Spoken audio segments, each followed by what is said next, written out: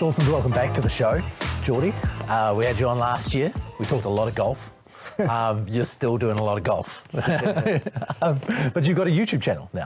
I do, yeah. I've taken the plunge, which is exciting. So get a few videos out there for the viewers to hopefully enjoy. So what's the idea? What's the plan behind it? Just seeing where it might take me and hopefully get a few different rugby athletes and cross-code athletes and not even sports people. But yeah, in the cart and get chatting and just find out a little bit more about themselves and yeah, just enjoy the round. Yeah. What's the best part of your game? Probably my putting at the moment. Yeah. My putting can save me a little bit, but ebbs and flows. Golf is a game like that. You turn up one day and your driver's on, turn up the next and it's the opposite. So yeah, I don't really typically have a strong point, just try not to be poor in any area. You must have played a lot of golf in Ireland. I did, yes. Fortunately, it was easier to get a 4-ball.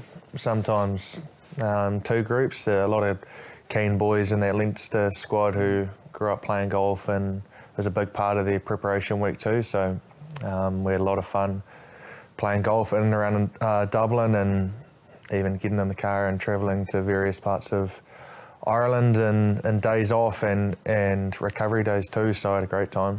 Who was handy? Kieran Frawley. He's on a 2 or 3. Josh Van der Fleer, very good. He's on a 3 or 4. Hugo Keenan and Dan Sheehan are low single digits as well. So there's plenty of good golfers up there. That was like a good crew. So the competition went up, is what you're saying. For sure, yeah. Like I didn't feel bad about playing golf 2 or 3 times a week because those guys are out there just as much as I was. What about Ireland? You played with some incredible players. Yes. You played under Leo Cullen and Jacques Nienaber and Tyler Blandale and McBride from Wales. A lot of different schools and cultures of rugby all in one place. What were the kind of things that you learned about the game that you didn't know before? I guess I learned just a lot through experiences, through different times in the week of preparing for different opposition, playing in different conditions with different players as well, and just different ways of thinking. Like you just alluded to, had a Welsh international forward coach, Leo Cullen, Irish, Jacques Nienaber, South African, and then Tyler, who I was lucky enough to be coached by at the Hurricanes for a number of years, who is an outstanding attack coach. So I couldn't have been in a better spot at that time in my career. Genuinely, I felt, and it was great for my game. I learnt a lot of international Irish rugby players, and then there's a lot of great club players within their environment too that could easily take the next step. So I learned a lot in the 7 months by just playing different teams, European Cup, URC, going to South Africa again, so it was enjoyable. Probably the highlight of the trip, well, for me anyway. I don't know if it's your highlight, but how did you see that try where you just basically kicked it on the toe? Can you just give us an experience? I know it's probably instinct, but did you see the backfield was clear, or was it just by chance that you hoofed it ahead? It wasn't by instinct. A lot of teams, well, when we previewed playing the Bulls, we met them on the high veld earlier in the year, and with their kicking game, they love to kick long from their own half, and teams at the high veld, they continually kick long to them because you can with the altitude. And I noticed their backfield were just sitting so deep, like close to their 22 when we're exiting between halfway and the 22, and it's like there's no altitude in Ireland. So the first box kick went up, and as I was chasing on the open side as a midfielder, as you normally do, and the defensive structure is really pragmatic around the numbers they have on the short side and their tight forwards around the ruck. And their backfield was so deep, and the first one went up and their backfield had to come way forward to catch this ball. And the next stoppage, I spoke to Luke McGrath. I said, look, the next time we get to that location off our exit, I'll just say yes, Lukey, if the short tops is on. But if you don't hear anything, just go to the normal contestable kick.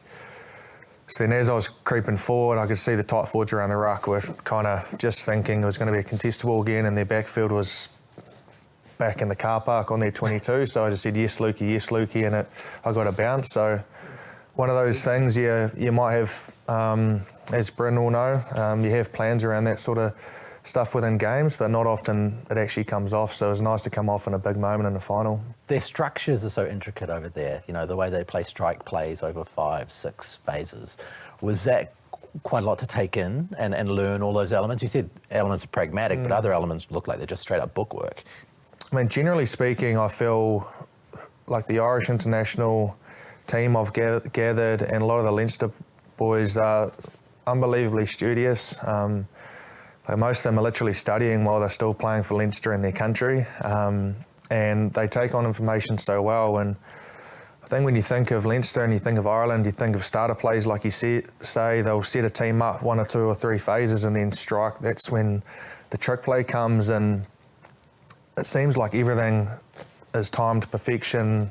All the ducks are in a row. The right person's getting that right clean to pretty much set someone up for a line break. And I guess within their working week, they're massive on repetition, being so diligent in their prep. And I mean, a strike play that you might see on Saturday, that whether it comes off or it doesn't, they might have walked through it 20 or 30 times in the week, and that's not a stretch. So that's probably a big change compared to what would have been the norm at home. And it looked like they embraced you, especially once you started getting some wins for the side.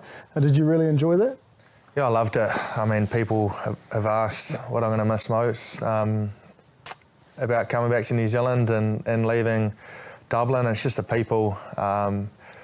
Just so positive and warm, and I felt so welcome there. The club was great. The people within Leinster were great, and my teammates were outstanding too. When you're so far away from family and friends, you're forced to get out of your comfort zone and make new friends and branch out a little bit. So that was awesome, and thankfully I've got some lifelong friends now that I'll be able to reconnect with at some stage, which is lovely. Played a lot of rugby championship, but the idea of having the Boks here 2 weeks in a row, the ability to build on the previous performance, those things must be wonderful.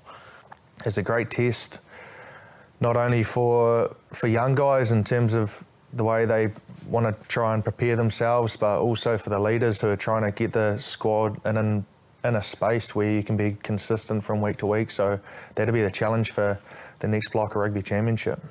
One of our favourite players on the show is Damian De Allende. Like, you've played up against him a number of times. What do you love about the way he plays, or hate when he's coming at you, as the case may be? Damian, I mean, he's unbelievable. When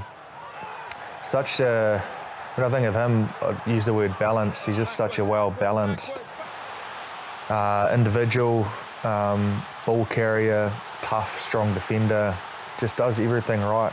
Big engine. He doesn't miss any games. He's always fit and healthy, durable, and unbelievable player who I feel like, will get the best out of me too. He's set the marker as a midfielder, as a 12 for a number of years, so it'll be an intriguing challenge if I'm given the opportunity to go up against Damian, who, I respect. What about at home? Who gets you on the edge of your seat at home? Who do you love? Cam Roigard for me, I think he's just got such a high ceiling. He's been unlucky with injuries the past year, and it seems like he's been around for a while now and we haven't really seen the best of him, and admittedly he's still got a lot of growth in his game as well. I think he played his first 10 or 11 tests away from home, which is tough to do. Tests are hard enough at home, and he'll gain a lot of experience out of that. And I mean, unfortunately, he's got a bit of a foot injury, but I think, when he's on his game, hopefully going forward, we're going to see the best out of him. So he's got an intriguing career ahead of him, I think. Yeah, and he changes the attack for you guys quite significantly with the way he can run?